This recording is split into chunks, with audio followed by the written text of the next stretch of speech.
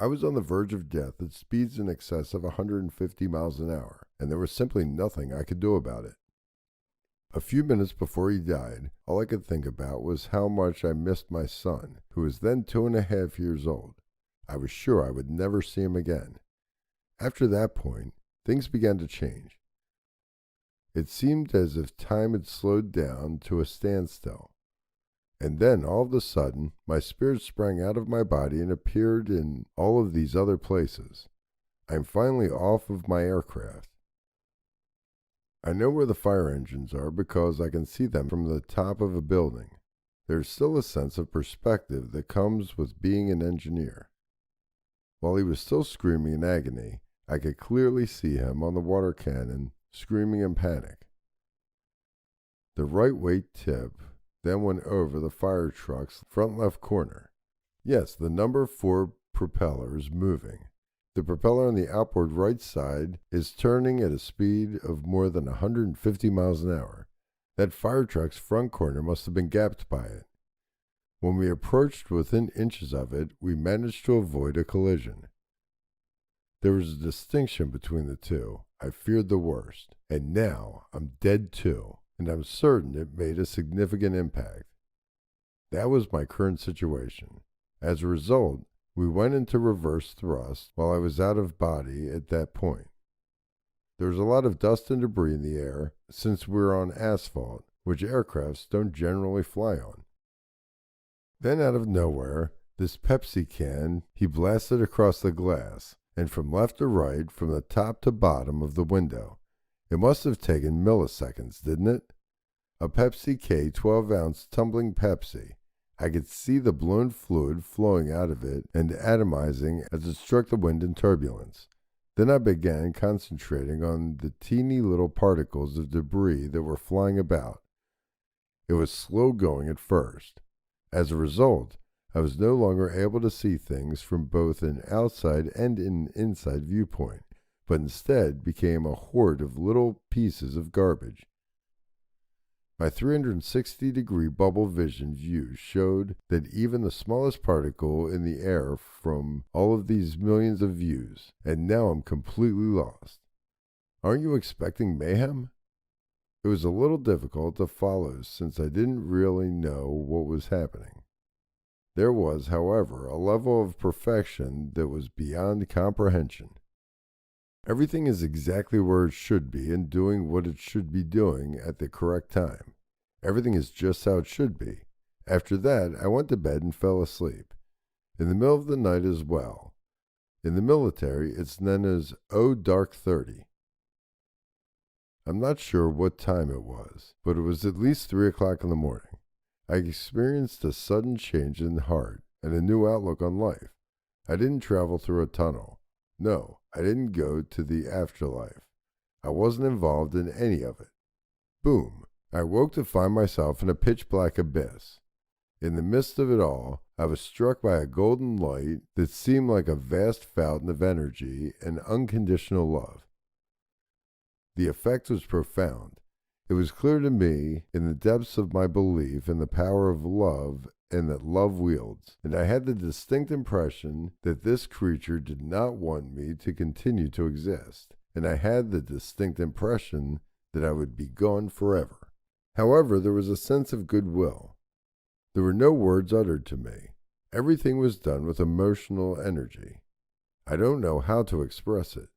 That's something I'm at a loss to describe. It's true, though. That was the case. And there was the generosity, which was also inexhaustible. Angel let me know how important I was to him, and that struck me as the most apt comparison I've come up with in all the years I've been doing this. It seemed as if the cosmos had come to an end. Then there was me. That I'd been held, cradled, and loved by every mother in the world at some point in my life, and it was absolutely mind-boggling. There were times when I couldn't believe what was happening to me. Moreover, he's a good comparison. This is something you'll need to be aware of. That comparison is a complete waste of time. That's a far cry from even close. I could go on and on about this for a billion years and still not be able to convey why it is ineffable in a way it deserves to be spoken. And that's the best I can come up with at the moment. I said just 3 sentences and was completely awestruck by what I was witnessing and feeling. And then I said, "Oh, my angel," and goodness itself simply gushed out of me like a volcano, shattering everything that was left of me. After that, there's a happiness and contentment. On a cosmic scale, I've also seen peace and harmony, and it was as if Angel was madly in love with me when I first saw him, or saw him, or he saw me, or saw him see me, or whatever, as if I didn't know it was possible. There was no sound, as if Angel's throne and cosmic celebration were taking place at the same time. However, there is a celebration taking place in the cosmos. Angel has a plan. Even though it was just 35 years ago, it still was an effect on me. It still has an effect on me. Finally, I was home. There was a synchronicity that I knew I had arrived. That's why I believed Angel did what he did next, to prove his love for me. And because I'm an engineer and believed I have the thinking of an engineer, I want evidence. I'm a really practical, sensible, and grounded person. In fact, had he not done that first, I'm sure I would have brushed it all off as fantasy. I'm sure I would have brushed it all off as a fantasy. When I was in the light, though, I experienced what I call the drive to integrate, an instinctual longing to blend with the light itself. It's all you need. You're not interested in anything else at this time. Even though I had a wife and a young boy, I couldn't even think about them because of all the other things that were going on in my life. As far as I can tell, that's all you're looking for. When that occurred, I sat in bed and held my arms when I woke up, and my face was drenched in tears. The walker's bed is at the foot of the bed, and I'm staring into the room. My bed has no walls, therefore I don't know where the light comes from. My bedroom is a shrine to Angel.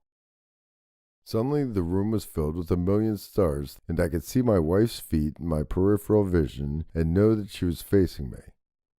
Initially I was baffled as to how she could sleep through something as brilliant as this, but then I realized it's really happening. Think about that for a second, and you won't believe it. My bedroom fills my mind.